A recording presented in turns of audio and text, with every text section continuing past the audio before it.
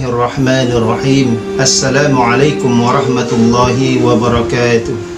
Innal hamdalillah nahmaduhu wa nasta'inuhu wa nastaghfiruh wa na'udzu billahi min shururi anfusina wa min sayyiati a'malina. May yahdihillahu fala mudilla lahu wa may yudlil fala hadiya lahu. Asyhadu an la ilaha illallah wahdahu la syarika lahu wa asyhadu anna Muhammadan abduhu wa rasuluh sallallahu alaihi wasallam la nabiyya ba'da. Amma ba'du. Ma'asyiral muslimin rahimakumullah. Kalau ditanya kepada seseorang atau kepada diri kita pribadi, apakah mau ditimpa oleh suatu penyakit? Sudah pasti tentu jawabnya tidak mau. Karena apa? Karena penyakit menimbulkan kesedihan dan penderitaan kepada orang yang ditimpanya. Namun ada satu penyakit yang kadangkala kita tidak menyadarinya, penyakit tersebut ada di dalam diri kita. Kenapa kita tidak menyadarinya? Karena penyakit ini menimbulkan kebahagiaan dan kesenangan bagi orang yang ditimpanya. Apa itu? Penyakit yang menimbulkan kesenangan dan kebahagiaan bagi orang yang tertimpa olehnya, namun dia tidak menyadarinya, yaitu adalah penyakit lisan. Ma'asyiral muslimin rahimakumullah. Allah Subhanahu wa taala dan Rasulullah sallallahu alaihi wasallam memerintahkan kepada kita orang-orang beriman dan kepada seluruh manusia agar menggunakan lisannya dengan sebaik mungkin.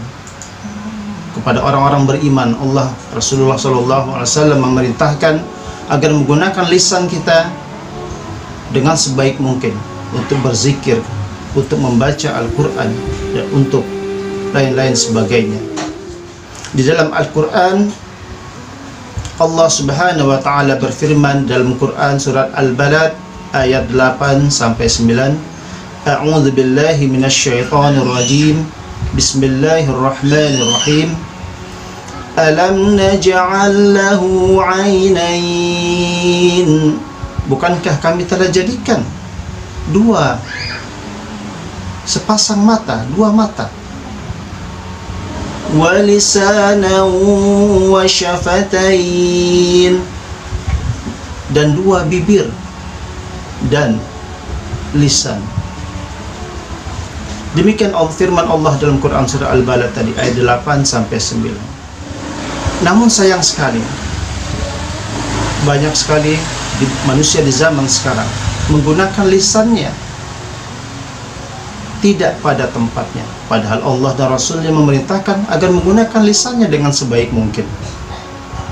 Menggunakan untuk beribadah kepada Allah, mengingat Allah, membaca Al-Quran dan lain sebagainya. Namun orang yang tertimpa penyakit lisan ini justru menggunakan lisannya untuk mengadu domba, berdusta, berdusta, bergunjing, yang menimbulkan kesenangan bagi orang yang ditimpanya, tapi dia tidak menyadarinya. Kenapa? Karena senang, bergunjing, membicarakan aib orang, mengadu domba, senang dia melihat orang susah melihat orang senang.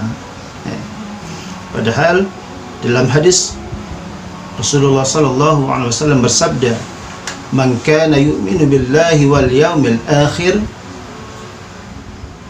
falyaqul khairan aw liyasmut." Barang siapa yang beriman kepada Allah dan hari akhir, maka hendaklah falyaqul khairan, maka hendaklah dia berkata baik, aw liyasmut, atau dia diam. Ma'asyiral muslimin rahimakumullah.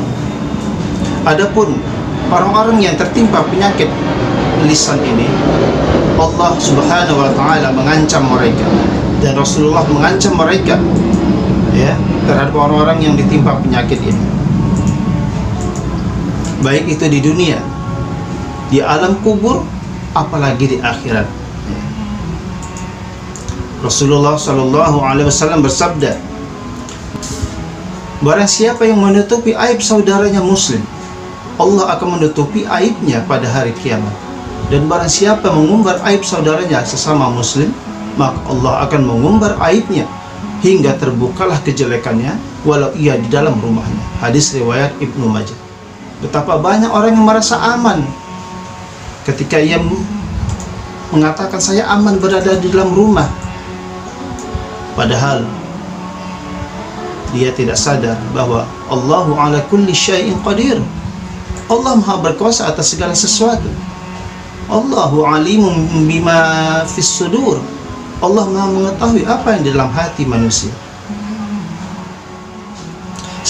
Sebagaimana sebuah kisah dan sebuah hadis diceritakan bahwa Rasulullah Shallallahu Alaihi Wasallam melewati sebuah kuburan, melewati sebuah pekuburan bersama sahabat Zaid bin Thabit, menaiki keledai.